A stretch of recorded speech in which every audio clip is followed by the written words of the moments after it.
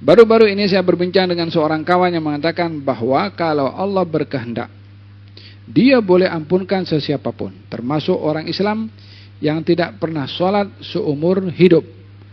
Pada pandangan Habib tentang hal ini, sedangkan kita tahu sholat itu tiang agama dan amalan pertama yang akan dihitung di akhirat. Betul? Yang meletakkan sholat itu tiang agama adalah Allah jua yang boleh mengampunkan kepada orang yang dia sholat, atau merahmati orang yang sholat, atau memberi hidayah kepada orang yang tidak sholat. Kan begitu. Yang meletakkan itu perintah sholat adalah Allah. Kemudian yang meletakkan sholat sebagai tiang agama juga Allah Subhanahu Wa Taala. Yang suruh sholat adalah Allah Subhanahu Wa Taala. Yang boleh merubah seorang yang tidak sholat dengan beri hidayah untuk sholat juga adalah Allah Subhanahu Wa Taala.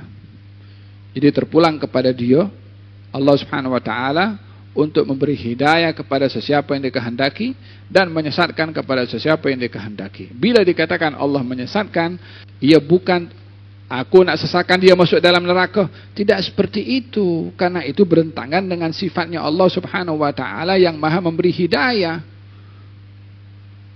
Allah itu maha memberi hidayah, bukan maha menyesatkan. Jadi kalau orang sesat macam mana? Karena orang itu memilih sesat, ya dia sesat.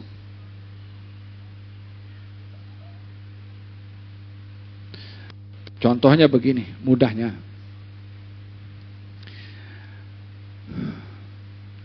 Seorang pelajar esok ada exam. Malam-malam dia main kartu atau main game sampai pukul 4 pagi. Lah baca buku, wala baca baca kitab. Esok exam ada soalan, nampak game yang dia pada yang dia main semalam dia. Tak boleh jawab. Dia fail. Ini guru aku kejam dengan aku ini. Apa pasal dia failkan aku? Secara paper yang tulis fail siapa? Kan gurunya bagi tahu ini kepada pihak pengetua ini dia gagal. Yang bawa paper itu untuk memberitahukan dia tulisannya merah itu gurunya. Karena memang budak itu tak jawab. Tapi adakah kita ngomong guru itu kejam dia? Kenapa digagalkan itu orangnya? Oh, dia tak belajar. Dia tak jawab soalan. Jadi jangan salahkan gurunya yang dia menggagalkan, tapi karena orang itu memilih untuk gagal, ya maka dia tetap akan menjadi orang yang gagal. Ada dalam satu kisah itu kan ada seorang salihin. Dia mengajar banyak ramai muridnya. Satu ketika dibuka oleh Allah Subhanahu Wa Taala kepada si murid untuk dapat macam melihat pada dahi si guru ini tertulis syaqi, celaka, daripada firasatnya. Maka keesokan harinya murid datang lagi hadir. Macam mana aku nak belajar dengan orang celaka ini? Si guru hari demi hari, kenapa fulan tak datang? 1, 2, 3, terjumpa pula ditanya, kemana kau tak datang? Macam-macam uzur lah bagi tahu ini ke itu ke.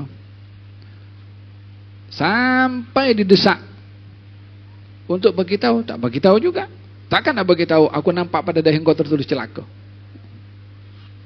Kata gurunya mengatakan kepada si murid itu, pasal kau nampak dalam aku punya dahi tertulis celaka ke?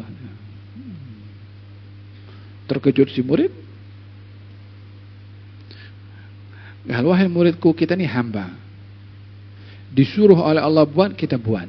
Disuruh oleh Allah meninggalkan sesuatu, kita tinggalkan sesuatu. Adapun nasib di sana itu kan dia yang punya. Bukan saya yang punya. Bukan hak saya untuk kawal dia untuk buat atau tak buat. Yang punya kuasa itu hanya dia saja, bukan saya. Saya tak boleh kawal. Allah Subhanahu Wa Taala perintahkan Allah buat dan jangan buat. Yang Tuhan bukan saya. Saya buat apa yang patut saya buat sebagai hamba. Dia buat apa yang patut dia buat sebagai Tuhan. Terkejut itu murid dengan si guru tadi. Redha. Sejak beberapa waktu dibuka oleh Allah Subhanahu wa taala kepada si murid tadi untuk melihat di sini Sa'id, bahagia. Sebab redha dengan ketentuannya Allah Subhanahu wa taala dan qada qadarnya Allah antara mu'allaq dan mubram, yang boleh berubah dan juga tidak boleh berubah mengikut kehendaknya Allah Subhanahu wa taala. Imam Al-Haddad qal wa kun radin bima qaddara al-maula wa dabbar wa la taskhad qadallah rabbil arsyil akbar. Jadilah kamu redha dengan ketentuannya ditentukan oleh Allah dan janganlah kamu komplain kepada apa yang ditentukan oleh Allah Subhanahu wa taala. Fil hadis, aku bagi kepada seseorang itu miskin bukan karena aku mahu dia itu miskin, tetapi karena aku khawatir kalau dia kaya dia akan jauh daripada agama, aku biarkan dia miskin. Aku beri kepada seseorang itu kekayaan karena aku tahu kalau dia itu miskin maka akan menjual agama dan prinsipnya untuk dia tergelincir dari berpegang kepada kebenaran. Ada orang yang aku bagi sakit, aku tak bagi kepada dia sehat, karena kalau aku bagi dia sehat, dia melakukan perbuatan yang menyimpang dan dosa besar. Aku bagi kepada seorang itu sehat selalu tidak sakit, karena aku tahu kalau dia diberi sakit, dia akan tergelincir, putus asa dan menyimpang. Dia aja yang tahu. Kita hanya boleh pasrah dan redha kepada Allah Subhanahu wa taala.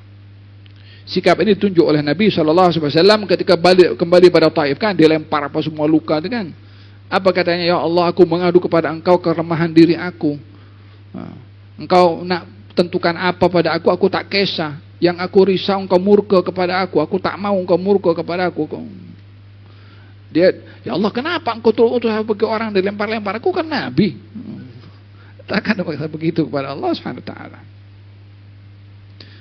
Wa qur radin bima qaddara al-maula wa dabbar wa la taskhad qadallah rabbil arsyil akbar. Mudah-mudahan Allah Subhanahu wa taala golongkan kita dalam golongan orang-orang yang redha pada Allah, diridai oleh Allah Subhanahu wa taala. Radina billahi rabban wa bil islami dinan wa bi Muhammadin sallallahu alaihi wasallam nabiyyan wa rasula. Ya Allah ridha wal afu amma qad madha wa sallallahu alaihi wasallam Muhammadin wa alihi wasallam. Alhamdulillahi rabbil alamin.